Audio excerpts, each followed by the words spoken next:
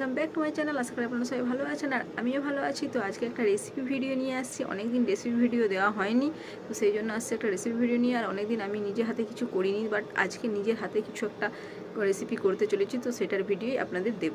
আজকে সন্ধ্যাবেলা নাস্তায় আজকে বানাবো, কি বানাবো সৈকত বলবে, পকোড়া।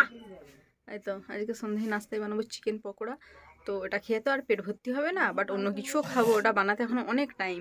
তো যাই, কিছুদিন আগে চিকেন হয়েছিল, তো সেখান থেকে কয়েক পিস চিকেন সৈকত আগেই কাঁচা কাঁচা তুলে রেখে দিয়েছিল, তো তুলে ফ্রিজে সেটা ছিল, তো ফ্রিজ থেকে আগে বার করি সেটাকে। তো চলুন তাহলে ফ্রিজ থেকে চিকেনটা বার করি। এই রুমে আছে, কিরে দেখা কোথায়, দেখা কোথায় রেখেছিস? কি ঠান্ডা। চিকেনটা ফ্রিজে থাকার জন্য বরফ জমে গিয়েছে, তো বরফটা আলগা করার জন্য সামান্য পরিমাণ গরম জলের মধ্যে চিকেনটা দিয়ে দেবো, যাতে চিকেনটা আলগা হয়ে যায়। তো গরম জলটা তাহলে তৈরি করে নিই। খুব বেশি গরম না, হালকা গরম হলেই হবে। তো জলটা তাহলে এখন গরম করে নিই, 5 মিনিট গরম করতে দেবো।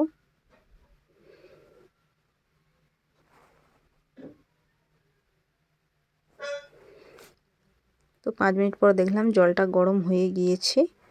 তো এরপর এতে বরফে জমে থাকা চিকেনটা দিয়ে দেবো। কয়েক মিনিটের মধ্যে চিকেনটা নিজের থেকে আলগা হয়ে যাবে, এবং চিকেনের পিসগুলো একটু বড় ছিল, তো সেই জন্য চিকেনের পিসটা একটু ছোট ছোট করে কেটে নেব। তো সব কিছু হয়ে যাওয়ার পর চিকেনটাই দিয়ে দেব সামান্য পরিমাণে লেবুর রস, সরিষার তেল, স্বাদ মতো লবণ, স্বাদ মতো লঙ্কা গুঁড়ো, হলুদ গুঁড়ো,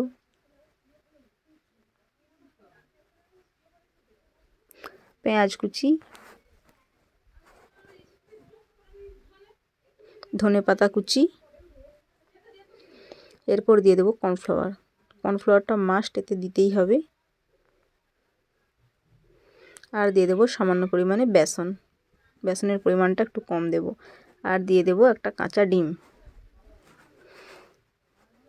তো সব কিছু দিয়ে দেওয়ার পর মিক্সারটাকে ভালো করে মিক্স করে নেব।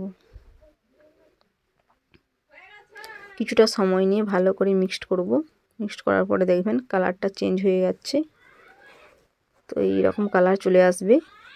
তো লঙ্কা গুঁড়োটা একটু কম দেওয়া হয়ে গিয়েছিল, তো সেই জন্য আরেকটু লঙ্কা গুঁড়ো আর একটু গোলমরিচের গুঁড়ো দিয়ে দিলাম। দিয়ে ভালোভাবে মিক্সারটা আবার একবার মিক্সড করে নিলাম।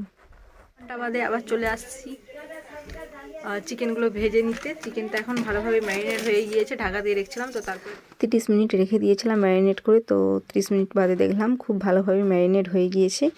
এরপর এটা তেলে দিয়ে ভেজে নেব, এবং ভেজে নেওয়ার আগে আরেকবার ভালোভাবে মিক্সড করে নেব।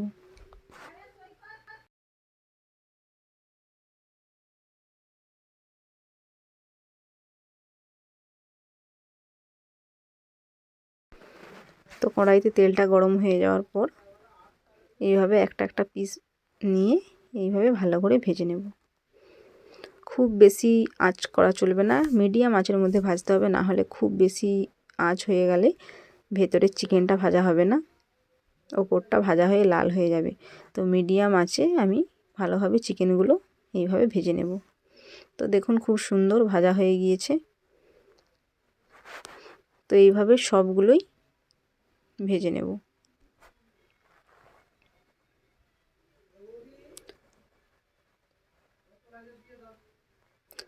সবগুলোই প্রায় ভাজা কমপ্লিট। এদিকে ভাজার সাথে সাথে কিছু পরিমাণ খাওয়াও চলছে, কারণ আমার ভাই পাশেই আছে।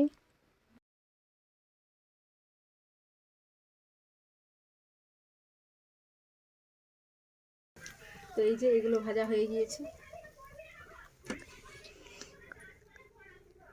পকোড়াই যে রেডি হয়ে গিয়েছে। আজকে কিন্তু পুরোপুরি আমি করেছি, একটু আধটু সাহায্যের জন্য ছিল আমার ভাই, এই যে সৈকত এদিকে বসে আছে। তো বাদ বাকি আমি পুরোটাই রান্না করেছি। খুব সুন্দর স্মেল উঠছে, দারুণ। আজকে সৌমিলি নেই, সৌমিলি এই যে আমি আর সৈকত দুজনে মিলে খেয়ে নিচ্ছি, তুই দেখ। ছোটখাটো পিস আমরা তো খাচ্ছি। মহাপ্রভুর প্রসাদ। একটু মানে করেছি যেহেতু, তো সবাইকে একটু যাই টেস্ট করাই কেমন হয়েছে। নেক্সট গো।